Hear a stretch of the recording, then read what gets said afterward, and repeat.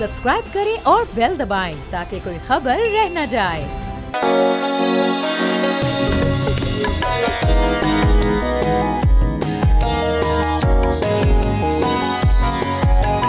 ईद के मौके पर आज हम मौजूद हैं उसी शेर दिल जवान के घर पर। बिस्मिल्लाहिर्रहमानिर्रहीम। वला तहसबन्न लज़ीना क़ुतिलू फ़ी सबीलिल्लाहि अमवाता बल अहयाउन इंद रब्बिहिम युरज़क़ून। और जो लोग अल्लाह की राह में मार दिए जाएं उन्हें मुर्दा ना कहो, क्योंकि वो अपने रब के हुजूर ज़िंदा हैं और अपने हिस्से का पूरा पूरा रिस्क पा रहे हैं। ये वो कुरान की आयत है और इस तरह की बेशुमार आयतें जो कुरान पाक में अल्लाह ताला ने अपने शहदा के बारे में ख़ुद फरमा दी हैं। तो हम और आप कौन होते हैं कि उनको भुला दें।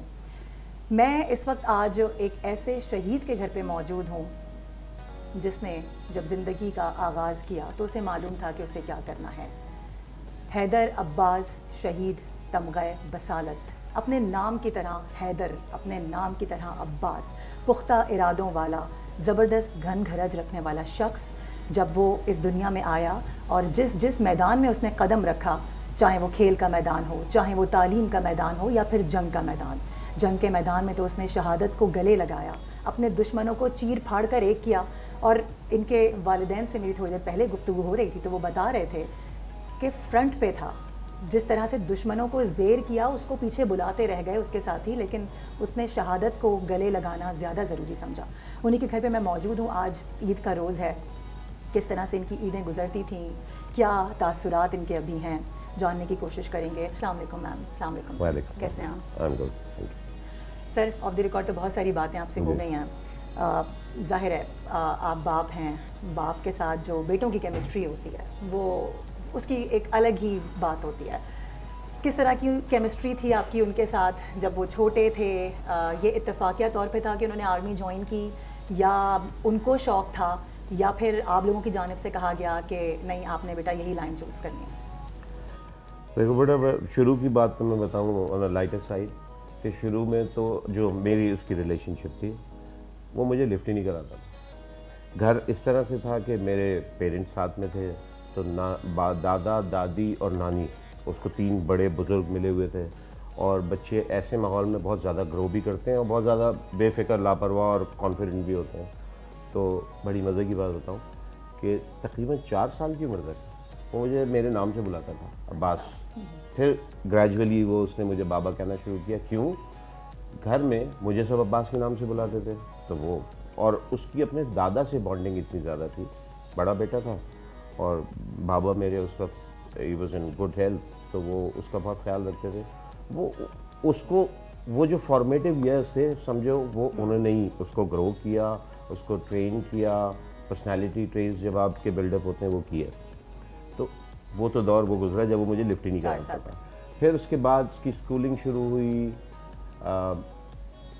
आगे बढ़ता गया। फिर उससे मेरी दोस्ती ताल्लुक़ ज़्यादा शुरू हुआ। वो इस तरह से कि मेरे जो शौक़ थे, कुछ गन्स का, कुछ ऐसी चीज़ें, वो उसका भी शौक़ था, वो बनता गया। किताबों का शौक़ मुझे बहुत ज़्यादा है। उसने मेरे बच्चों में 5 बच्चे हैं माशाल्लाह हमारे, उनमें से हैदर और बड़ी बेटी वजिया, ये दोनों ही हैं जो बुक वॉर्म्स हैं, जो एविड रीडर्स। तो उसने किताबें शुरू की, फिर उसका मेरा ताल्लुक़ बनता गया। अगर मैं देखूं तो तकरीबन 6th और 7th क्लास के आसपास आकर उसमें चेंज आई अचानक।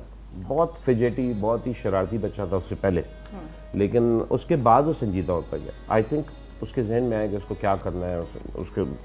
उसको ये नज़र आया कि उसे प्लान करना चाहिए। It was too early, but मुझे लगता है। और उसकी एक आदत थी कि वो जो भी प्लान करता था वो कभी इतना कोई डिस्कस नहीं करता था, वो उस पर अमल करता था। जब कामयाब हो जाता था तो बताता था। तो वो उस पर चल पड़ा। अराउंड बाय द मिड और एंड ऑफ 7th उसने कहा कि मुझे कैडेट कॉलेज जाना है। तो मैं उसे लेकर गया और वहाँ से भी कामयाब होकर निकला। ही वॉज हाउस कैप्टन अफंदिया हाउस जब उसने पास आउट किया, और वहीं से ही वो फ़ौज में अप्लाई करके आया। अच्छा। इस बीच में इसने भी उससे कहा, मैंने भी कहा, because he had A grade, A1 grade उसको मिली थी, मैट्रिक इंटर दोनों में। मैंने भी उसको कहा कि बेटा तुम मेडिसिन में अप्लाई करो, प्री मेडिकल से उसने किया था। तो कहने लगा नहीं, मैंने फ़ौज में अप्लाई कर दिया। मैंने उससे कहा बेटा बैकअप में कर लो, इतने बच्चे अप्लाई करते हैं, हो ना हो कहने लगा नहीं मेरा हो जाएगा। जब मैंने उसका कॉन्फिडेंस देखा मैंने उसे छोड़ दिया और उसका हो भी गया, चला गया नवंबर में। फ्रॉम दैट पॉइंट ऑनवर्ड्स बस फिर तो सबको पता है कि वो उसने PMA किया और उसके बाद उसने SSG को अप्लाई किया, क्योंकि उसको एडवेंचर और वो चाहिए था, वो एक ट्रू सोल्जर की जो ख्वाहिश होती है, तो वो उस तरफ चला गया। और उसमें भी हम आज भी हैरान होते हैं कि वो कैसे सिलेक्ट हुआ, कैसे उसने वो 9 महीने का कोर्स गुजारा। बड़ा टफ है ये सारा, बहुत टफ है, ट्रेनिंग और फिजिकली भी इतना ज़्यादा बहुत टॉर्चर्ड हो टफ है, जाता है। बहुत टफ है। मतलब मुझे नहीं लगता कि ये इंसानी हदों में है तो, क्योंकि इंसानी करते हैं, लेकिन आप देखेंगे तो आपको यकीन नहीं आता कि इंसानी हदों में है। और उसने किया, जहाँ बड़े बड़े मजबूत बच्चे रह जाते हैं, ये एक नॉर्मल बात है, वो उनमें से निकल गया। उन चंद बच्चों में था जो पास आउट कर गए। उसके बाद कश्मीर में रहा, पहली पोस्टिंग उसकी, वहाँ से आया 6-7 महीने उसने शायद अटक में गुजारे, जो उनका बटालियन हेडक्वार्टर है। और उसके बाद वो बलूचिस्तान गया, 8.5 महीने वहाँ उसने गुजारे। और इस दरमियान में वो जो तुम इंटरेक्शन की बात कर रही हो, मेरा उससे इंटरेक्शन हुआ होगा इन 8.5 महीनों में 20-25 दफ़ा। कॉल, ज़्यादा बात नहीं होती थी, हमारी बात होती भी थी तो हालात पूछे, सब हुआ, खैरियत पूछी, उसके बाद फिर किताबों पे बात होती थी और फिर ख़त्म हो जाता था। तो ये लोग देर तक बात करते थे उससे। तो उस दरमियान में जब भी मेरी उसकी बात हुई, वो या किसी ऑपरेशन में जा रहा होता था या कहीं से आया होता था। मतलब उसने पूरा वक्त ऐसे ही गुजारा, आइडल वो 1 मिनट को, 1 दिन को भी नहीं था वहाँ पर। सही। अच्छा, ये इंटेलिजेंस बेस्ड ऑपरेशन के दौरान इनकी शहादत हुई है 2022 में, वो ज़रा थोड़ा सा बताइएगा। मैं बल्कि चाहूँगी पहले कि मैं नुसरत ज़हरा साहिबा से भी बात कर लूँ, और इन ज़ाहिर माँ हैं, जब आपको पता चला उनके हवाले से कि अब ऐसा कुछ हो गया है। इतवार का दिन था, ठीक है, और इससे पहले यानी जब ये लोग बलूचिस्तान इनकी 6 कमांडो बटालियन इनकी मूव कर रही थी, तो इसने मुझे फ़ोन किया था, फ़ोन करके कहा था कि अम्मा हम लोग बलूचिस्तान जा रहे हैं। ठीक है, कुछ लम्हों के लिए मैं एकदम एक टाइम था, एक लम्हा रुक गए, वो मुझे फील होता है, उस वक्त भी हुआ, अभी भी सोचती हूँ। उसने कहा अम्मा खैर है, ख़ास जुमले उसके होते थे, अम्मा खैर है, सब ठीक है। मैंने कहा अच्छा तो कब तक मूव करोगे? उन्होंने कहा बस हम तैयारी है, हमारा सेटअप हो रहा है। फिर वहाँ जब ये चला गया तो ऑफ एंड ऑन इनके, ये तो हमें बाद में पता चला कि ऑपरेशंस इनके सिलसिले चलते रहते थे। जैसे जैसे टाइम गुजर रहा था तो मेरे दूसरा वाला जो बेटा है मेरा असद, वो कहता था अम्मा बस आप दुआ करें, हैदर बड़े लंबे मिशंस पे जाता है। बस ठीक था। अब ये सिलसिले चलते रहे, लेकिन दिल में एक अंदर से एक फीलिंग आती थी कि बस अल्लाह खैर करे। फिर बहरहाल जब ये इतवार का दिन नॉर्मली गुजर रहा था, असद था नहीं घर पे, असद अपने दोस्त के पास गए हुए थे। और हाँ, मेरी जो छोटी वाली बेटी है उसने ये प्लान ये किया था कि हम कहीं ड्राइव पे बाहर चलेंगे। अब उधर मैं अपने दूसरे बेटे को कॉल कर रही हूँ कि भाई तुम जल्दी आओ ताकि अपनी बहनों को लेके जाओ। मैं अपनी ज़ोहर असर पढ़ने के बाद, अच्छा अब मैं वैसे भी जैसे अब बच्चे अगर आपका आर्मी में होता है और नहीं भी होता तो एक आपकी पाक फौज से एक उनसियत होती है। तो अक्सर बेशतर मैं कुछ चीज़ें निकाल के देखा करती थी। तो एक शहीद बच्चा है कैप्टन बिलाल ज़फ़र शहीद, उसकी एक स्माइल करती हुई एक पिक्चर है, अक्सर बेशतर में वो निकालती थी और मैं देखती थी और मेरे दिल से आते थे अल्लाह तुम कितने हैदर से कितनी इसकी शबाहत आती है। होता है एक बच्चों का तरीका होता है, माओ के देखने का एक अलग ही नज़रिया होता है। हाँ, तो अक्सर बेशतर में वो, और फिर ये होता था कि नमाज के बाद जो भी ताक़ीबात होती थी अक्सर और बेशतर मैं सूरह आदियात पढ़ती थी और तसव्वुर में उसके दुआ करती थी बस। तो बस उस दिन हम ऐसी नॉर्मल बैठे हुए थे, जब फिर वो असद को पता चला, असद के पास फ़ोन आया, असद अपने दोस्त के साथ, अपने 2-3 दोस्तों के साथ घर पहुंचा। पहले बाबा को बताया आपने, फिर इन्होंने आके मुझे बताया। मैं अपनी बच्चियों के साथ ही बैठी हुई थी, बस आप समझ सकती हैं। लेकिन फिर मैं वही कहूँगी कि वो अपनी हिम्मत, वो बर्दाश्त, वो सब कुछ वो हमें दे गया। आपको मैं ये भी बात बताऊं कि देखें इत्तेफाक़ात ऐसे होते हैं ज़िंदगी के, शायद नहीं बल्कि शायद यकीन होता है कि इन जवानों को कि हम जिस मिशन पे जा रहे हैं ना, शायद हमारी वापसी नहीं है। उसकी वजह मैं आपको बताऊं, उसने 19 तारीख को अपने मोबाइल के और अपना ATM कार्ड के पिन नंबर्स अपने दोस्त को भेज दिए। उसने कहा ये क्या कर रहे हो तू नहीं आएगा मेरी शादी में? कहा नहीं मैं आऊँगा। उसने कहा फिर ये क्या किया? उसने अपनी सैलरी आते ही अपने दोस्त के लिए एक ज़बरदस्त सा गिफ्ट पहले से भिजवा दिया। सारी तैयारियां जो थी ना वो पहले से कर दी। और फरवरी के फर्स्ट वीक के अंदर अंदर मेरी और उसकी बातें हुई, जो भी हुई, तो उसने 2-3 बातें ऐसी सवाल किए बहन भाइयों के हवाले से, पढ़ाई के हवाले से। और फिर उसने कहा कि आप अपना चेकअप करवाइए, पहली चीज़ तो ये, और उसके बाद में आप असद को कह दीजिए कि वो बहुत ख्याल रखा करे। तो मुझे अच्छी तरह से याद है कि मैंने उससे कहा, मैंने कहा तुम बेफिक्र रहो, तुम वहाँ होते हो ना, वो यहाँ ज़िम्मेदारी से अपने सारे काम करता है। शायद ऐसा लगता था जैसे मेरा ये कह देना जो था ना वो उसको इत्मीनान हो गया था कि अब मैं कुछ भी करूँ, जो भी हालात हों, घर में एक ऐसा शख्स है जो मेरे घर को देख रहा है। बाबा तो हैं ही, लेकिन बहैसियत होता है ना, बड़े बहन भाई होते हैं। तो बेटियां मेरी बाद में हुई, पहले अल्लाह ताला ने दो बेटे दिए। और साथ में बस ये कि फिर सिलसिला आप समझ सकती हैं कि ज़िंदगी बिल्कुल ही बदलती चली गई। लेकिन जो अभी आपने बात की थी कि महसूस होता है कि जैसे वो है यहाँ पर। आखिरी जो ईद थी ना उसने हमारे साथ गुजारी थी, वरना इससे पहले वो ईद पे हमारे पास नहीं होता था। ईद करीब आती थी और उनको जल्दी होती थी हमें जाना है। और जब कभी पूछा उन्होंने कहा भाई यूनिट मेरी फैमिली, जवान मेरी फैमिली, यूनिट मेरा घर, मैं जा रहा हूँ। क्या बात। सब कुछ छोड़ छाड़ जनाब वो ईद मनाने अपने जवानों के साथ चले जाते थे। और उनके लिए, उन जवानों के लिए उसका वो जज्बा होता था कि जैसे माँ बाप अपने बच्चों के लिए चीज़ें प्रोवाइड करते हैं ना, कि उनकी हेल्थ के कोई इश्यूज़ ना हो, उनको किसी चीज़ की कोई कमी नहीं होनी चाहिए, वो अपने जवानों को बिल्कुल ऐसे ओन करता था। अच्छा अब्बास साहब, जो वो वक्त था इंटेलिजेंस बेस्ड ऑपरेशन, जब हमारी गुफ्तगू ऑफ द रिकॉर्ड भी हो रही थी, तो आपने बताया कि वो फ्रंट पे लीड कर रहे थे और वो सारा वाक़या जो उनके दोस्तों ने आंखों देखा आपको बताया, वो ज़रा शेयर कीजिए। देखो ये एक बड़ा ऑपरेशन था, उसमें कई कमांडो टीम्स थी। ठीक है। तो हैदर एक कमांडो टीम को लीड कर रहे थे और उसमें असॉल्ट टीम में इसकी टीम भी शामिल थी, यानी जो हमला करने वाली टीम थी उसमें इसकी टीम शामिल थी। ये जब आया तो वहाँ पे फायर हो रहा था और पहले जो मौजूद टीम थी वो अंडर हैवी फायर थी। तो इसने उस सिचुएशन को देखा और उसके बाद जो इसका टास्क था, इसको कुछ कंपाउंड्स क्लियर करनी थी, वो उसने क्लियर की।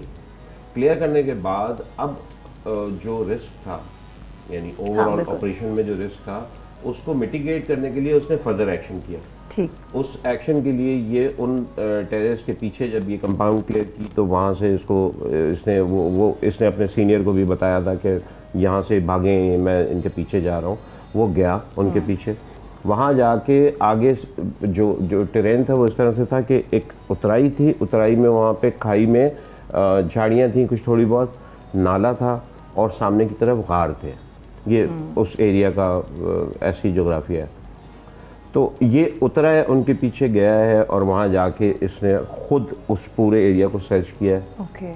और बाकी टीम को इसने पीछे बैठाया और जो उनका अपना तरीका होता होगा, और वहाँ जाके फ्रंट पे, यानी अपने हर जवान से ये आगे था जब इसको गोली लगी।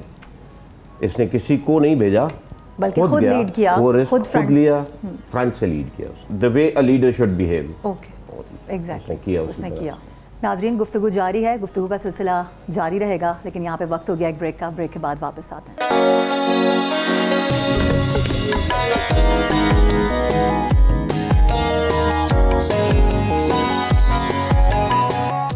गुफ्तगू का सिलसिला हमारा जारी है। इससे पहले हम हैदर शहीद के वालिद और वालिदा से गुफ्तगू कर रहे थे। बड़ी ज़ाहिर इमोशनल टॉक्स थी। वालिदैन हैं, बेटा है, वो एक यादें होती हैं। लेकिन बहन भाई इस वक्त हैदर के हमारे साथ मौजूद हैं। मुर्तज़ा, अमीना और वजीहा हमारे साथ मौजूद है। थोड़ा सा इनसे भी जानने की कोशिश करते हैं कि जब हैदर आते थे छुट्टियों पर, कैसा टाइम स्पेंड करते थे, किस तरह का रिलेशनशिप था, क्योंकि ज़ाहिर है बहन भाइयों की बॉन्डिंग एक डिफरेंट बॉन्डिंग होती है। सो आगाज़ करूँगी आपसे। अच्छा, मैं ये बता दूँ, वजीहा लॉ पढ़ रही हैं और फाइनल ईयर इनका हो गया ऑलमोस्ट, बस ये she is waiting for the result. तो माशाल्लाह से इनके घर में फ़ौजी भी हैं, डॉक्टर भी हैं और साथ ही साथ ये लॉ पढ़ रही हैं, तो एक वकील भी यहाँ से निकलेंगी इंशाल्लाह। वजिया, आप बताइएगा किस तरीके का आपका रिलेशन था आपके भाई के साथ, कितना डिफरेंस है आपका एज डिफरेंस हैदर के साथ? हमारा एग्जैक्टली 6 साल का डिफरेंस है, बिकॉज हमारी डेट ऑफ बर्थ इत्तेफाक से सेम ही है। और रहा सवाल रिलेशनशिप का, तो हमारी एक बहुत डिफरेंट सी रिलेशनशिप थी, इस तरीके से कि हमारे शौक़ एक जैसे से थे, किताबें, मूवीज़ वगैरह एक ही जैसे से हमारी कॉमन ग्राउंड था एक।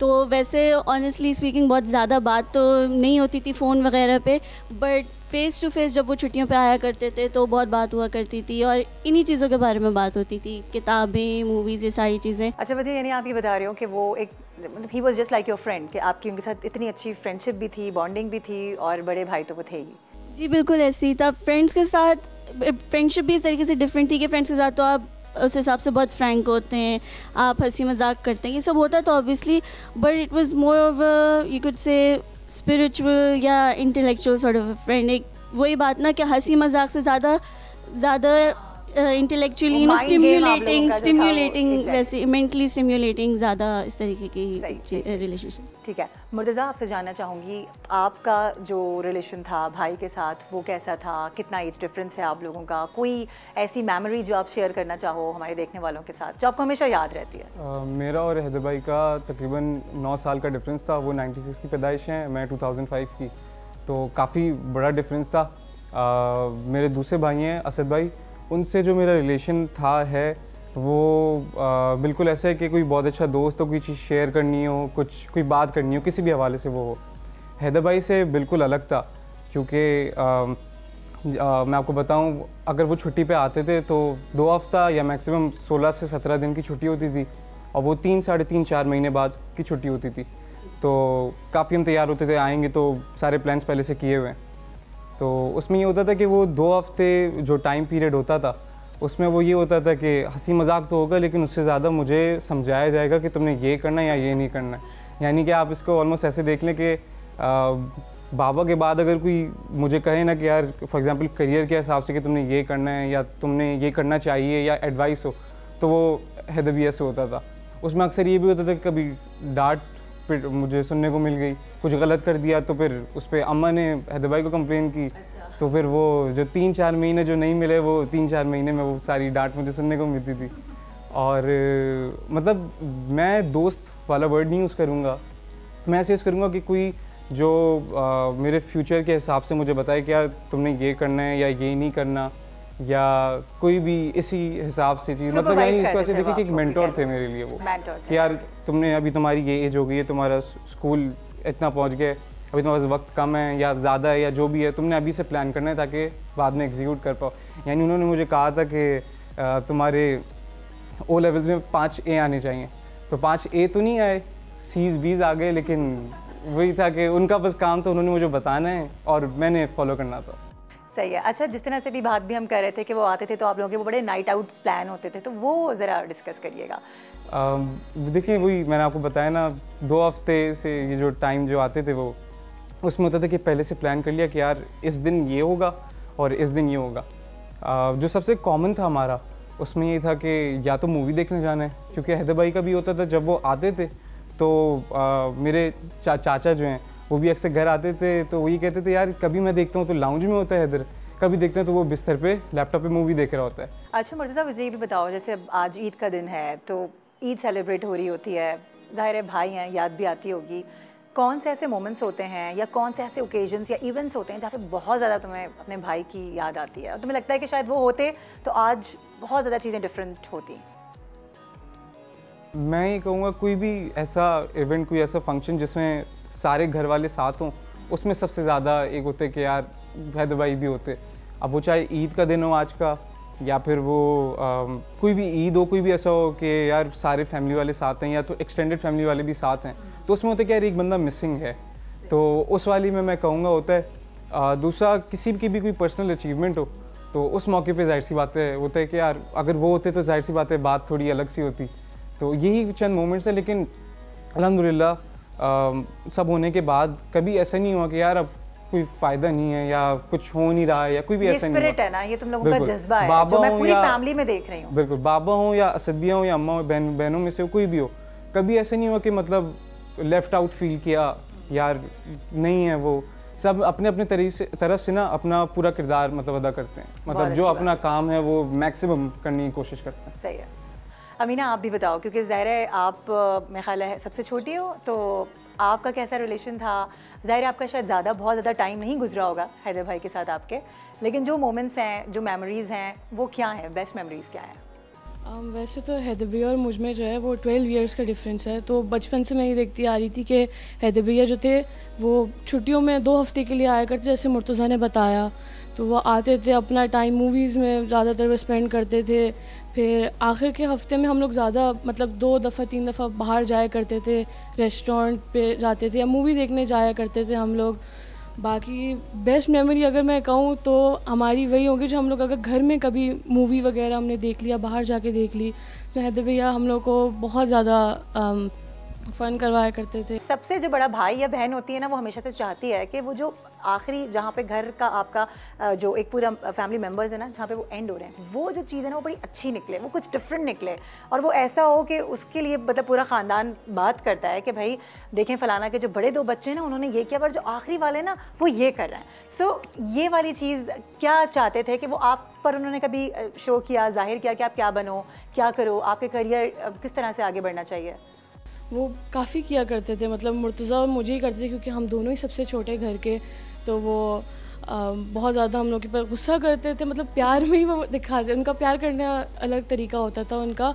तो वो हम लोग को ये कहते थे कि तुम लोगों ने आगे क्या करना है, तुम लोग पढ़ते नहीं हो, तुम लोग अपनी पढ़ाई करो, और हमसे करियर के बारे में वही पूछा करते थे, और बस ऐसे ही हम लोग का साथ होता था। सही है। गुफ्तगू का सिलसिला जारी है, ब्रेक के बाद वापस आएंगे तो फिर जो कैप्टन शहीद के आखिरी लम्हात हैं जो बड़े इंपॉर्टेंट होते हैं, वो किस तरह से सारा मामला हुआ, उनके फ्रेंड्स उनके बारे में क्या बताते हैं, वो फ्रेंड से लीड कर रहे थे, उस हवाले से गुफ्तगू को आगे बढ़ाएंगे।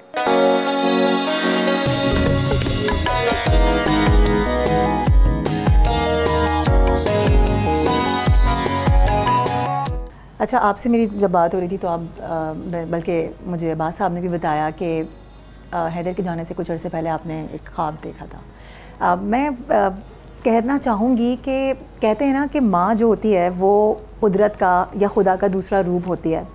क्यों कहते हैं? क्योंकि उसको इल्हाम होते हैं, और ये इल्हाम ऐसे ही नहीं होते हैं, ये खुदा की तरफ से एक तोहफ़ा समझ लीजिए, या एक प्रायोरिटी पे अल्लाह की तरफ से दिलों में आता है कि कुछ तो होने वाला है। कुछ बड़ा होने से पहले हमारी माएँ जिस तरह से हमें कह देती हैं कि बेटा ज़रा देख कर मेरा दिल घबरा रहा है, तो यही सारी चीज़ें शोहदा के साथ तो इस तरह की बहुत सी कहानियाँ हैं जो मुंसलिक हैं, जिनको पहले से या तो कोई ख्वाब आ जाते हैं या इस तरह के इल्हाम आ जाते हैं, या उनका दिल डूबने लगता है, या उनको इस तरह के अंदाज़े होने लगते हैं कि शायद अब वक्त बहुत करीब है। तो वो जो वक्त गुज़रता है वो बहुत मुश्किल वक्त होता है। वही वक्त मैं चाहूँगी कि मैं डिस्कस करूँ नुसरत साहिबा से। नुसरत साहिबा, वो क्या वाक़या है जो आपने क्या ख्वाब देखा था इस हवाले से? मैं आपको बता रही थी ना, जैसे जब से ये बलूचिस्तान गया था तो नींद तो बहुत मुश्किल से आती थी। हकीकत तो ये है कि जब SSG की ट्रेनिंग हो रही थी ना, तो जब कभी भी मेरी बात होती थी तो हमेशा उसका कहना था आप ये दुआ कीजिएगा मेरी कोई इंजरी ना हो, क्योंकि इंजरी होगी तो ड्रॉप आउट हो जाएंगे। ओके, अच्छा, अब हम तो अपने तौर पे दुआओं में लगे। ट्रेनिंग में मैं बात करती हूँ, मैं बता दूँ, ऑफिसर्स की 9 महीने की ट्रेनिंग होती है। सही। उस 9 महीने में आपको एक भी यानी आप एक दिन भी छुट्टी नहीं कर सकते। जो असाइन छुट्टी मिलती होगी बीच में वो मिलती होगी, लेकिन उसके अलावा आप प्रोसीडिंग्स में एक दिन की भी छुट्टी नहीं कर सकते, घंटों की छुट्टी भी नहीं कर सकते। आप कहीं से एब्सेंट हुए उस तैयारी के दौरान और आप कोर्स से ड्रॉप हो जाते हैं। ओके। तो यानी अंडर कांस्टेंट प्रेशर और मिलिंग और ग्राइंड होते हैं ये सारे बच्चे जो भी कर रहे होते हैं। एक अहम बात बेटा जो मैं बताना चाह रहा था कि दुनिया में हर शोबे में हम जब जाते हैं कोई काम करते हैं तो हम एक कोई कमिटमेंट, कोई ओथ लेते हैं अपने हर प्रोफेशन में। डॉक्टर है, बैंकर है, कॉमर्शियल है, सारे आप मीडिया के लोग हैं। एक फॉर्मल ओथ या अंडरटेकिंग होती है कि हम अपना काम, अपना फ़र्ज़ सही तरह से अंजाम देंगे।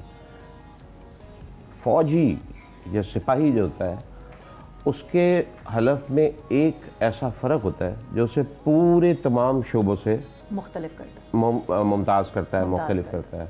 और वो हलफ का हिस्सा ये है कि अनलाइक अदर प्रोफेशंस जिसमें ये कहा जाता है कि अगर कभी कोई ख़तरा आता है, जान का ख़तरा आता है, तो आप पहले अपनी जान बचाएंगे। फ़ौजी वो वाहिद शख्स होता है जो हलफ लेते वक्त ये वादा करता है कि अगर ख़तरा आया तो मैं अपनी जान दे दूँगा। और उसमें जो कमांडोज़ हैं वो उनसे एक कदम आगे होते हैं। अच्छा, वो जब हलफ लेते हैं तो पहली बात ये कि ये हमारे SSG की तो रिवायत है कि वो अपने हलफनामे पर अपने खून से यानी कट लगा के और वो अपने खून से दस्तखत करते हैं। और उस हलफ की ख़ास बात ये होती है कि वो कहता है कि अगर कभी कोई ख़तरा आएगा और मेरे मिशन के सिलसिले में कोई ख़तरा मौजूद होगा तो मैं अपनी जान दे दूँगा, लेकिन उस मिशन को पूरा करूँगा।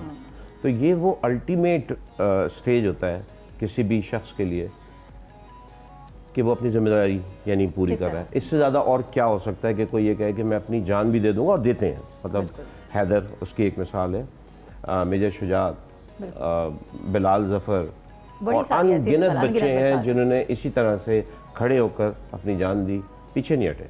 आप बता रही थी कि ट्रेनिंग के दौरान ख्वाब। हाँ जी, तो बस ये होता था कि नींद मुझे नहीं आया करती थी अक्सर बेशतर। अच्छा, बच्चे चूँकि अपनी स्टडीज़ वगैरह लेट नाइट करते हैं तो ये सिलसिला होता था। अब मैं अक्सर और बेशतर अपने बच्चों से पूछती थी कि कोई मैसेज आया तुम्हारे पास? नहीं होता था तो 5-5 दिन नहीं होता, जैसे मैंने ज़िक्र किया।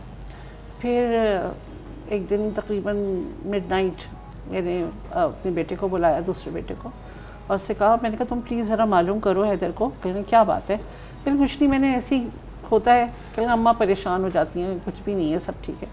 लेकिन मुझे ऑफ एंड ऑन ऐसे ख्वाब आते थे कि जिसमें मैं जैसे रेगिस्तान है या पहाड़ हैं और वो ऐसी अनजानी जगह है कि जहाँ पर किसी का कोई असर नहीं, और मैं कुछ तलाश करती हूँ, मुझे मिलता नहीं है, या मैं बहुत दूर दराज चली जाती हूँ और समझ नहीं आता। फिर एक दिन और ऐसा ही हुआ, 2-3 दिन चलता रहा, हफ्ता 10 दिन। आखिरकार एक दिन ख्वाब में मैंने देखा कि जैसे मेरे मतलब हैदर के दादा दादी मौजूद हैं,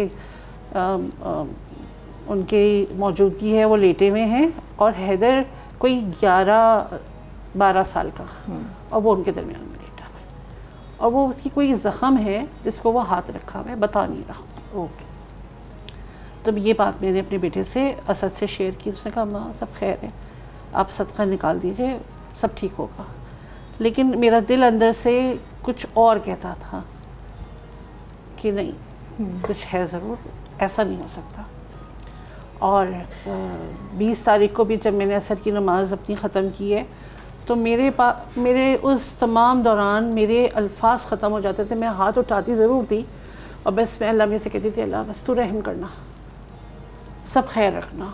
क्योंकि हैदर के अल्फाज यही होते थे, अम्मा सब खैर है, सब ठीक है। और SSG की ट्रेनिंग के दौरान भी जो भी उसको चोटें लगीं उस पे भी उसका सब्र इतना था कि उसने कभी मुझसे नहीं कहा कि अम्मा मेरी तकलीफ़ है, दर्द है।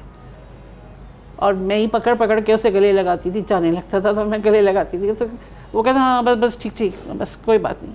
और मुझे अब समझ में आता है कि वो शायद मेरे इसलिए गले नहीं लगता था या मेरे प्यार से घबराता था कि कहीं वहाँ के वक्त मुझे अम्मा याद आ गई तो मैं आगे नहीं बढ़ सकूँगा। और उसको बताता था, उसको मैं कहता था जब बात होती थी कि देखो, क्योंकि मुझे उसका पता था, मैंने अब एक माँ बाप के लिए तो बच्चा जब वो गोद में होता है बिल्कुल छोटा सा होता है, उसके बाद वो बड़ा होता है, मुझे इस बात का पता था कि वो जैसा है कभी कोई मौका आएगा तो वो पीछे हटने वाला तो है नहीं।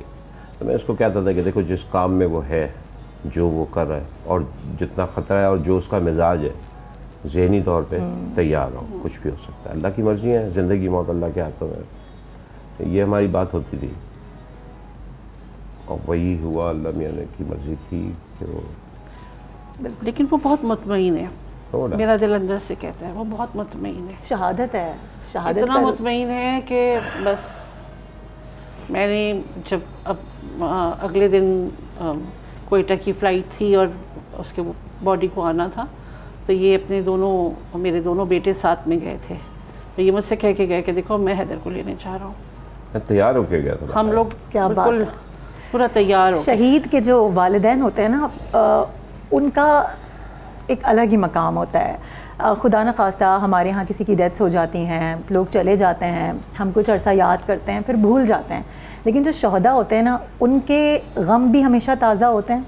बिल्कुल। और उनके साथ जो नहीं होते वो भी हमेशा मौजूद होते हैं। और वो मैं अभी देख रही हूँ, और आप लोग भी अंदाज़ा कर रहे होंगे कि जब बात कर रही हूँ तो मेरे अल्फाज खुद साथ नहीं दे रहे हैं, क्योंकि मैं खुद ये बातें सुन के इतना इमोशनल हो चुकी हूँ। मैं हैदर को आज से पहले नहीं जानती थी, मैंने जितना जाना इनके वालिद या इनकी वालिदा की ज़बानी जाना, और अंदाज़ा होता है कि जब कोई शहीद होता है या किसी भी किस्म की कोई फ़ौज, आर्मी, किसी भी किस्म की कोई फ़ौज ज्वाइन करता है, तो उसको अपना कितना बड़ा दिल रख के आगे बढ़ना होता है, उसको अपनी ज़िंदगी को कहीं पीछे छोड़ के आगे बढ़ना होता है।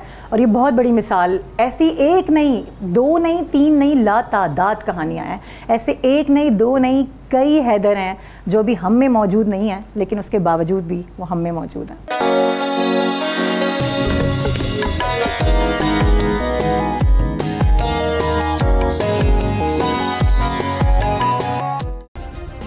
सब्सक्राइब करें और बेल दबाएं ताकि कोई खबर रह न जाए।